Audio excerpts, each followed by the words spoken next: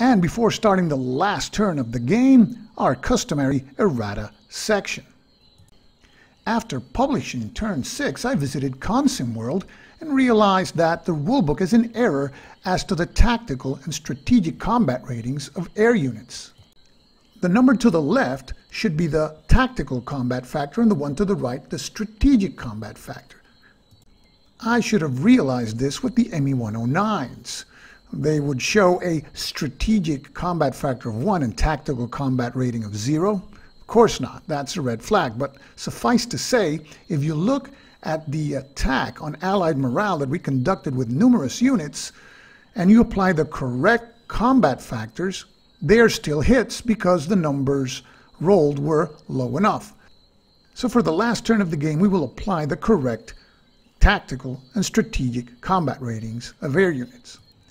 Also, during the airdrop at Sfakia, one of our headquarter parachute units suffered a hit and was inverted, and I forgot to deduct 2 victory points from the score. And finally, in a tactical air attack against Allied units at the port of Heraklion, we destroyed a New Zealander headquarters, and that's worth 2 victory points. I erroneously credited our score with 3. And we deduct these 3 victory points from the 12 that we had at the end of turn 6. And we will start now with 9 victory points, the last turn of this game. Maestro Pancaldi.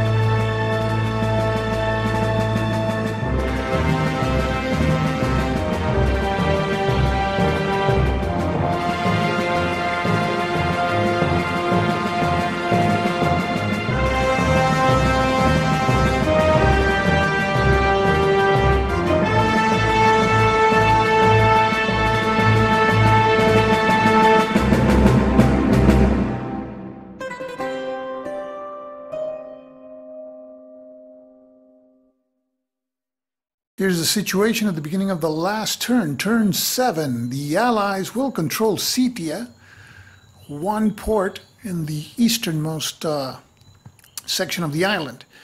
At Heraklion sector, there is fighting raging on at the port of Heraklion. So this turn we should be able to finish with that situation there in control.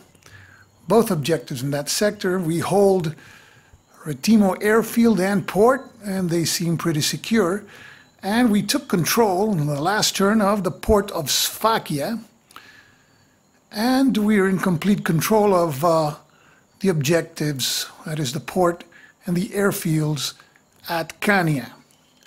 So in this turn, with Allied morale at level 6, we will be conducting intense attacks to reduce that morale so that we can roll higher than morale and trigger the much desired evacuation of Crete. Here we see the situation of the Luftwaffe. We have 6 units which are at half strength, so we may use a couple of Fliegerkorps points to bring some of those units to full strength, and they will be mostly attacking Allied morale, but also we have to concentrate some units to helping with the ground attacks this turn, because also eliminating Allied units is another source of victory points.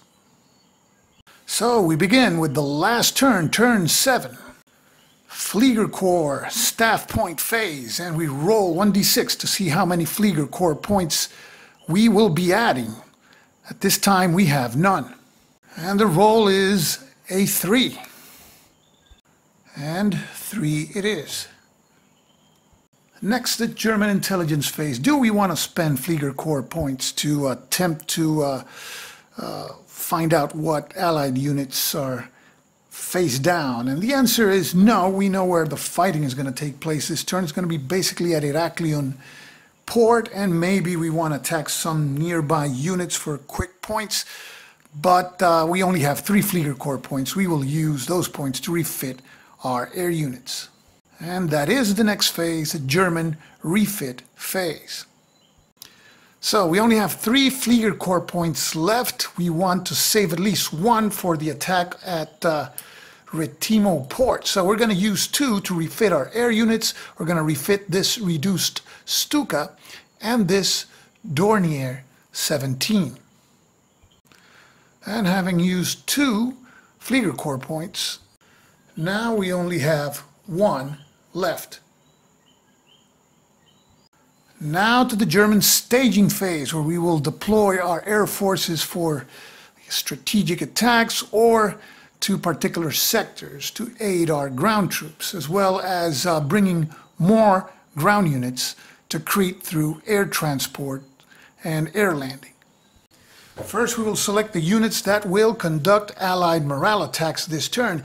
We will split the Stukas and we will send 4 of them to conduct Allied morale attacks. And we will also send these 3 air units, 2 Junkers 88 and 1 Heinkel 11 units, to Allied morale attacks. The remaining air units will be assigned to different sectors to conduct tactical air attacks.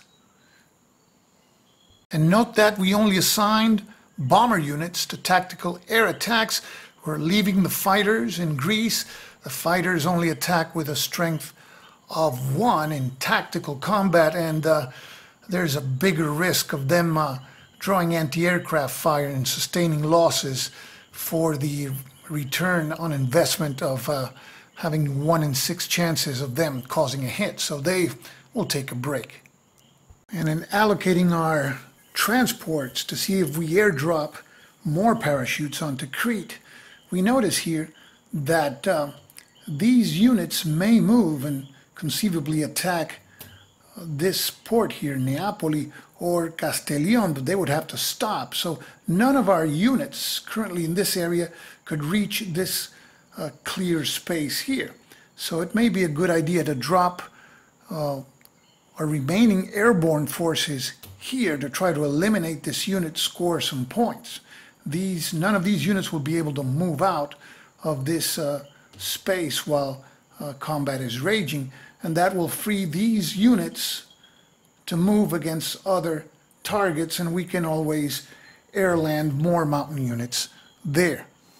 So we have 1 headquarters, airborne headquarters for the 7th Flieger Corps. That is the divisional headquarters, and we will airdrop it there at Heraklion for airborne attack. And there is this German commando unit, the Brandenburg unit, and the rules state that any unit with a gull wing symbol is airborne qualified. So I'm interpreting, of course, that symbol there as being able to be airdropped. And those are the only 2 airborne units we have left that we can actually airdrop. Now we're going to send to Heraklion via air landing more mountain units, and those will be this regiment of the 5th Mountain Division. So we can send 4 units, and those will be the 4 units that we will send. And now we allocate the transports to each of these units. And they're all set to go. Next is the German tactical movement phase. Here we are at the Heraklion sector. These units are engaged in combat, so we can't move any of those units out of there, but we can move these units, and we will move both of these units here to Neapoli. And now we will move these 3 units, that is this mountain unit, which is an elite unit, and these 2 battalions through this rough space into Castellón. And this reduced parachute battalion will move into Heraklion port to help out the attackers there.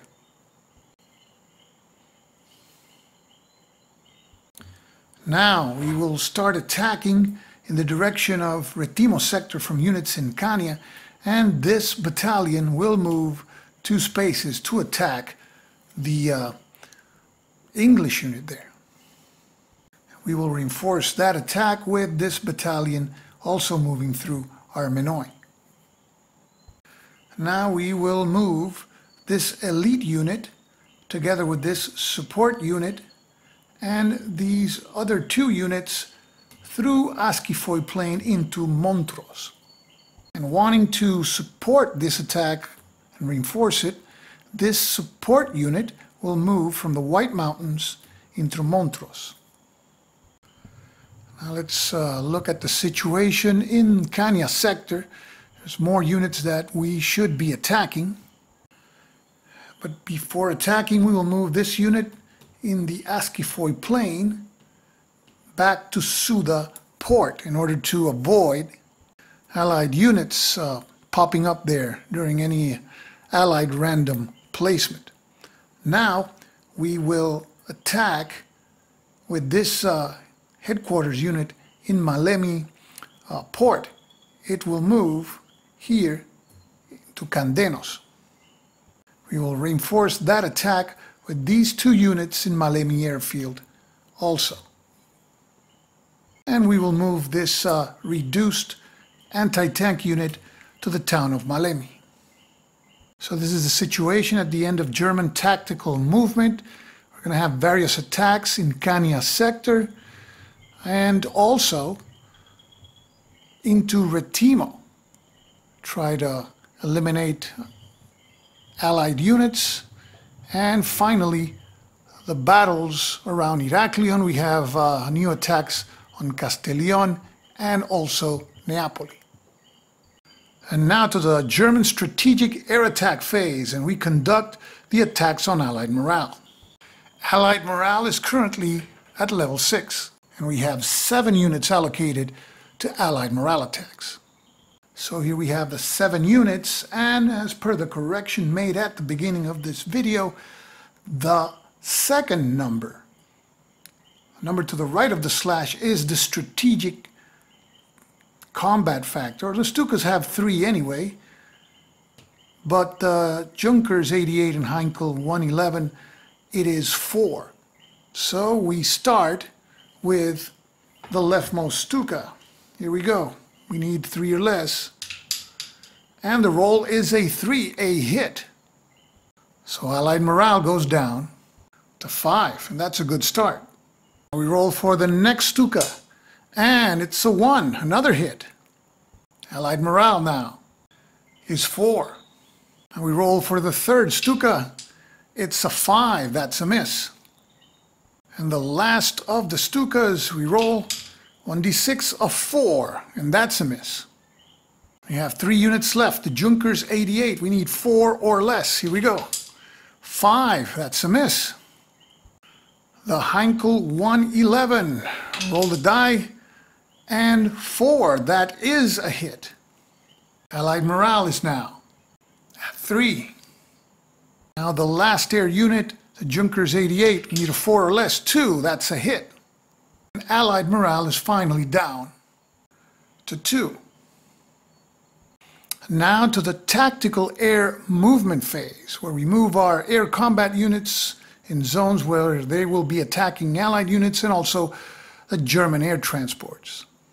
And we have units that will be attacking Allied ground units in Retimo and Heraklion sectors.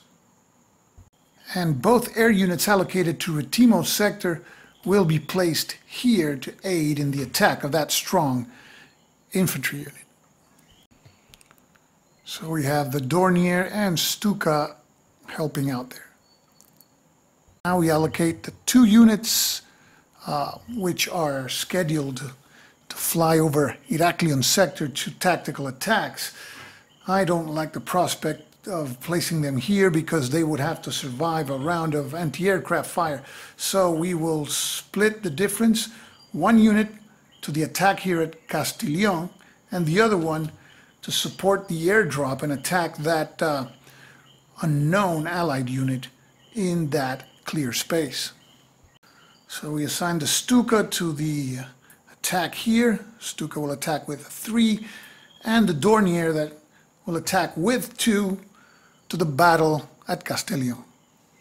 Now we have the air units to be airdropped and air transported to Heraklion. We have 2 units to be airdropped there and 4 to be air landed at Heraklion airfield. Start with the 4 units to be air landed at Heraklion airfield. Now we place the 2 units to be airdropped at the plain space to the south of Castellion. To the German amphibious movement phase, we have no amphibious attacks this turn, so this is skipped. And now to the Allied reveal phase. And we'll start in the easternmost sector, La City, at Neapoli. An Australian infantry battalion with a strength of 3. Now let's take a look at what the Allies have at Castellion. Another Australian infantry battalion, this one with a strength of 2. And now the unit in the plain space to the south of Castellion.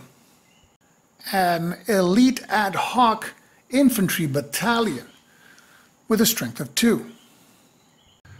Now we continue to the west and we reveal the Allied unit defending the town of Montrose. It's no Allied unit at all, but an intel marker. We remove the intel marker, we place it back into the reserve box, but we can choose any area in Crete and reveal all Allied units there. But because there will be no attack in Montrose, we will not be able to move our victorious units in pursuit and attack further to the east. So let's try and reveal a space where we could execute a pursuit. If we win this battle here, we may be able to pursue and enter here at Palaiochora or this rough terrain space. So let's take a look at the Allied unit at Palaiochora. A New Zealander unit with a strength of 2. And now, continuing the Allied reveal phase, we reveal the last unit here in a space with our units in this space here that doesn't have a name. Well, it does have a name. Candenos, a weak infantry unit with a strength of 1.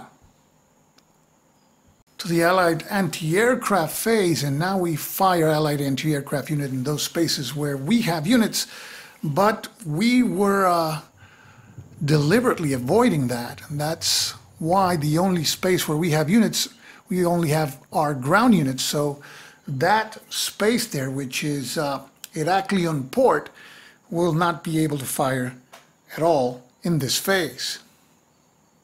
And on to the tactical air attack phase.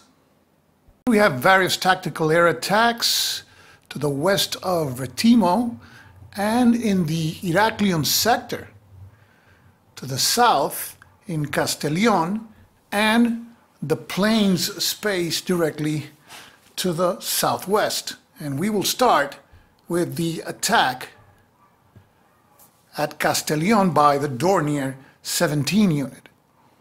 The Dornier has a tactical combat rating of 2, so we roll 1d6, and the roll is a 2, and the Australian battalion is destroyed. And that earns us 1 victory point. The victory point score increases from 9 to 10. Now to the tactical attack by the Stuka unit at the plains space to the south of Castellion, and this is important because it may make a lot easier that airdrop.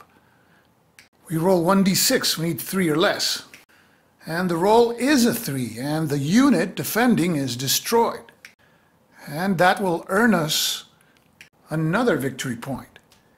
Now the victory point score is 11.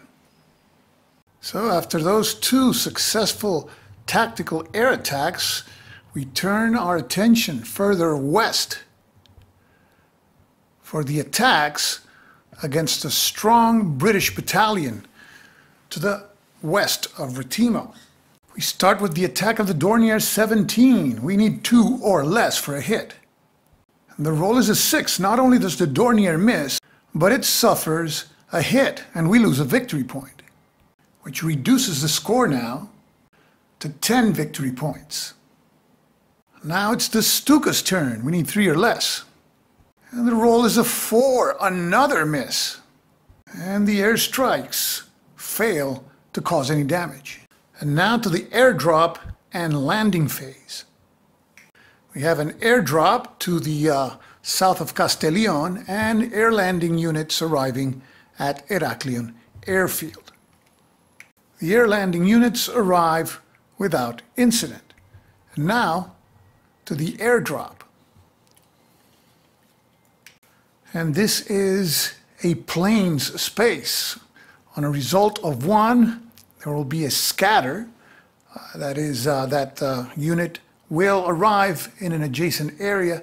And as a result of 2, the unit will be reduced. Any other result is a safe airdrop. So we roll for both units. A 4 and a 2. The 2 result produces a reduction. The elite Brandenburg unit is reduced. And that means we're going to lose victory points. The victory point score drops from 10 to 8. Boy, so that was pretty anticlimactic. And now to the German ground combat phase, and we have several combat situations. We have 3 combat situations, one to the west of Retimo. The important battle here for Heraklion port, which we need to take for victory points, and further to the east here, the battle at Neapoli. And we will start with this combat situation. Tactical edge determination. The Allies get no positive die roll modifiers. We have an elite unit and Allied command level is low, so we get a +2. So we roll a 1d6 for each side. And we get a 4 total result to a 1 for the Allies. So we get the tactical edge. So we roll 1d6 for each of our units. We need 1 for the headquarters and 3 or less to cause any positive or favorable result against the Allied unit there. And we rolled 5, so we miss. Now the Australian unit fires back. And the Australians roll a 4, and they also miss. So the battle rages on, and we will have to see what happens in the counterattack phase. Now we move on to the important battle here for the port of Heraklion. Tactical edge determination. And again, the Allies receive no positive die roll modifier. We have 1 elite unit for a +1, and because Allied morale is low, we receive another +1. So we have a +2. Do we want to use our last Flieger Corps staff point? Normally, I would say no, but we have to win this battle. We just can't run a chance of having the Allies fire first and inflicting more damage. Each damage point reduces our victory point score. So, spend our last Flieger Corps point, and we will have a +3. And we have to remember, we're attacking a port. That means that during combat, the printed combat ratings of our units will be decreased by 1. But here we go for the tactical edge. We roll 1d6 for each side. And good thing that we spent that point. 4 to 3. We barely win the tactical edge determination. And we have our units fire first. Start with support units. We have no support units, so the anti-aircraft Allied unit fires at this time, 1d6. And it rolls a 1, so we suffer 1 hit. And if we reduce one of our airborne units, we lose 2 victory points. So we will reduce the Mountain Infantry Regiment headquarters. And that will make us lose a victory point. Victory points drop now to 7. Now we roll for each of our units. It's basically 4 units because the headquarters won't be able to fire, and we have to roll 1 less than their printed combat rating to cause an effect on the Allied units. The 2 is a hit and we eliminate the New Zealander unit, and the 1 is a tactical retreat. We retreat the anti-aircraft unit. And with that, our forces have captured the port of Heraklion. Increase the score now from 7 to 8 victory points. Now we move on to the final we have another combat situation I forgot. Which is at Candenos. So next to last, ground combat resolution. This is the battle to the west of Retimo.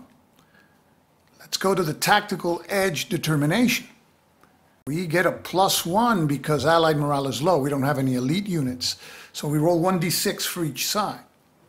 And the Allies clearly win tactical edge, and they will fire first. Again, this is a rough space, so the combat strengths of our units will be 1 less than the printed strength. So we roll 1d6 for the British unit. The roll is a 2, so we suffer a hit and we reduce one of our airborne battalions. And with that reduction, now the victory point score drops from 8 down to 6. And now we roll for our units, and they have a combat strength 1 less than the printed strength. We roll 1d6 for each. Only the bottom unit scores a tactical retreat, so the British unit goes to the reserve. We have one battle here that I had forgotten about, Candenos. 3 of our units attacking a weak Allied unit, tactical edge determination.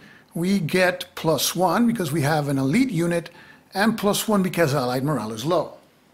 And we roll 1d6 for each of the sides, and we win the tactical edge 5-4. We have a support unit, so we start firing that unit. The roll is a 6, so that's a miss. Now we roll for maneuver units. We're attacking a town, so our combat factor is reduced by 1. We need a 2 for the infantry unit and a 1 for the headquarters to produce some result. Both are 6s, so that's a miss. Now we roll for the Allied unit. Only a 1 will score a hit. The roll is a 2, so this battle rages on.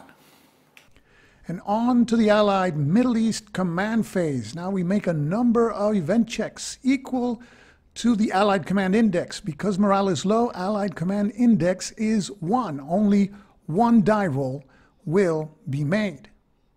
So we roll 2d6, a 5, reserves, released. And now we roll 1 die, and the result of the die roll is the number of units that we pick and place on the map using the random locations table.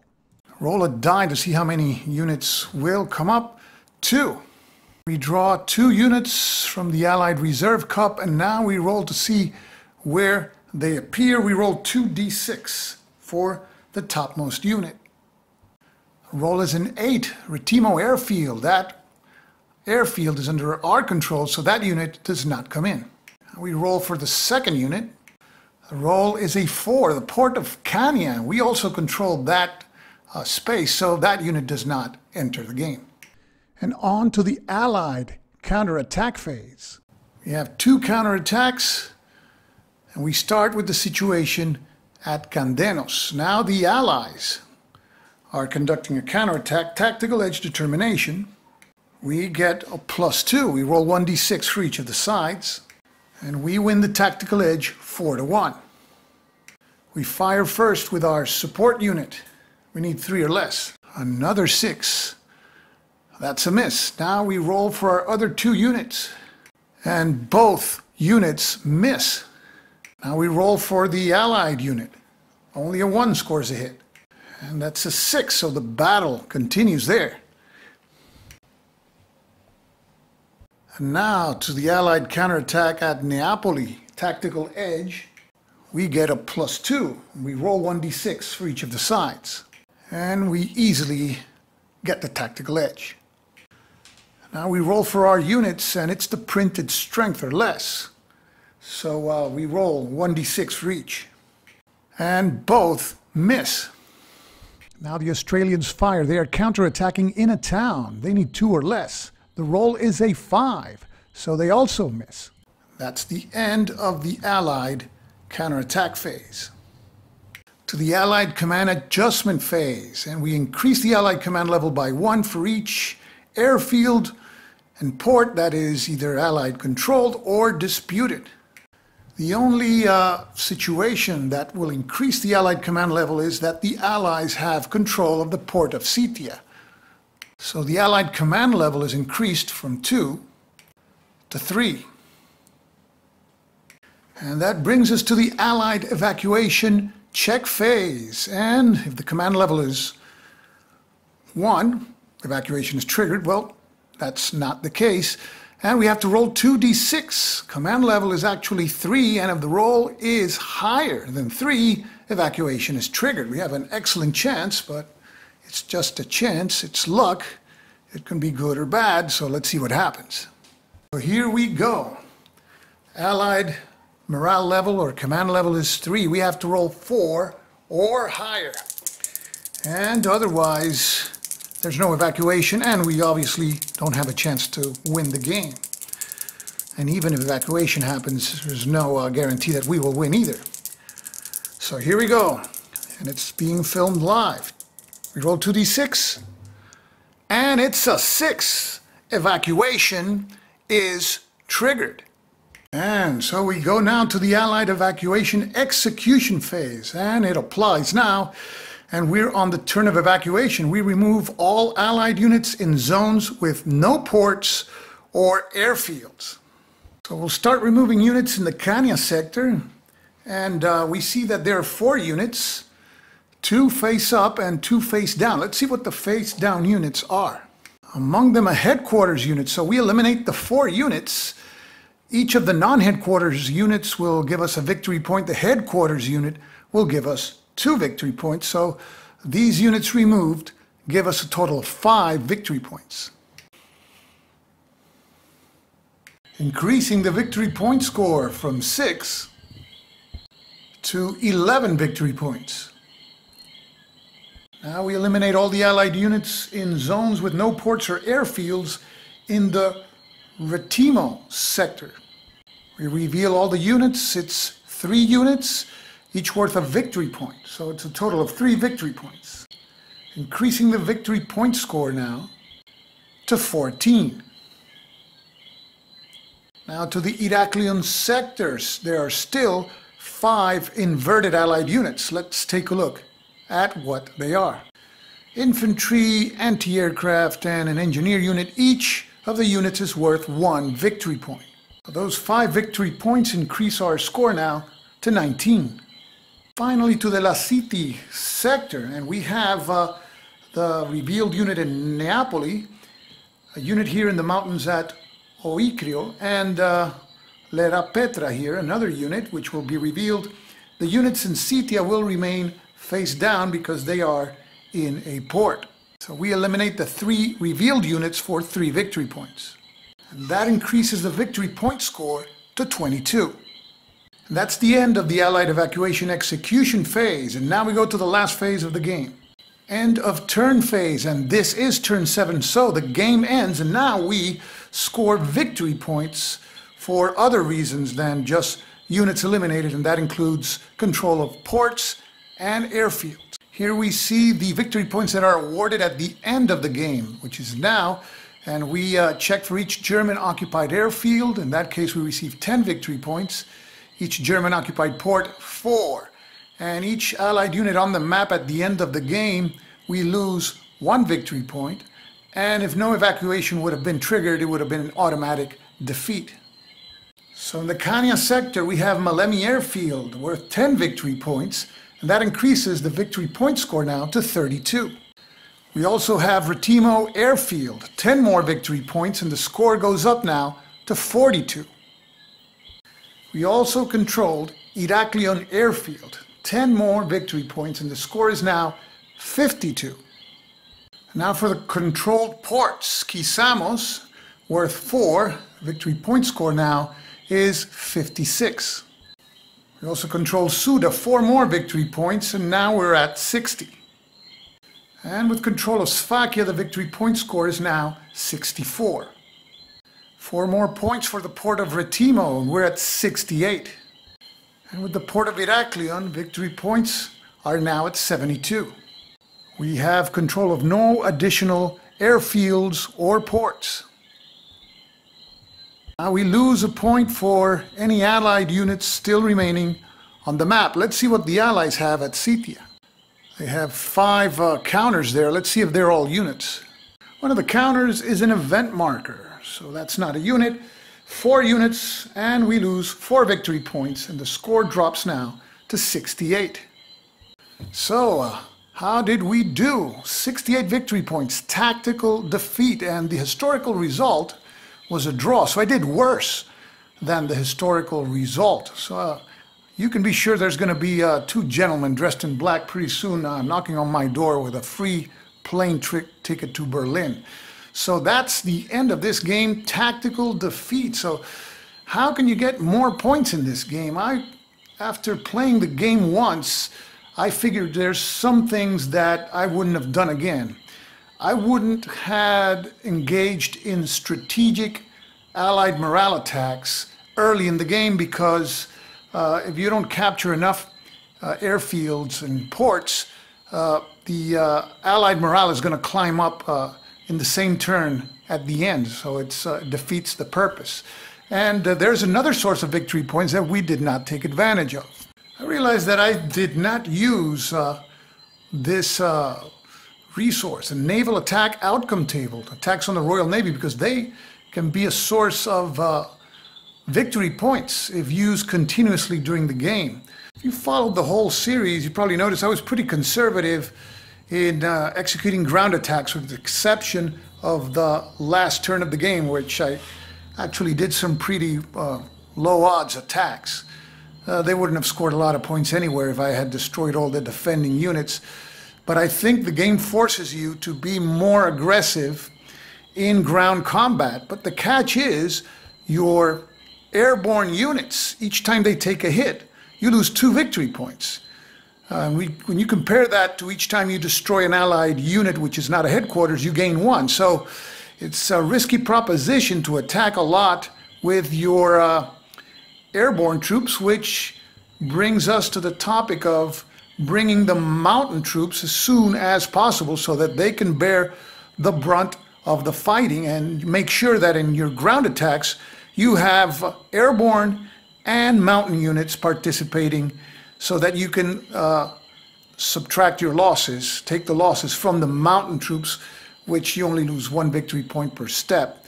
So this is the end of this playthrough series. Operation Mercury 1941. World at War magazine, issue 47. The game designed by Joseph Miranda. And I enjoyed playing this game. I'm aware it's not a incisive simulation of the campaign, but the game gives you a lot of tough choices throughout all its 7 turns and forces you to plan accordingly what you want to do during each turn. If you notice, in the first turn we didn't even airdrop a single unit. We wanted to attack and pound the defenses with our Air Force. So this is an entertaining game, and the good thing about it is that because of how the units of the Allies are placed on the map, replayability, I would suppose, is high, because you're not going to have the same units placed in the same spaces all of the time. So I hope that this video series has given you a good idea of how the game plays and what the game has to offer. This is Stuka Joe, signing off for now. Thanks for watching.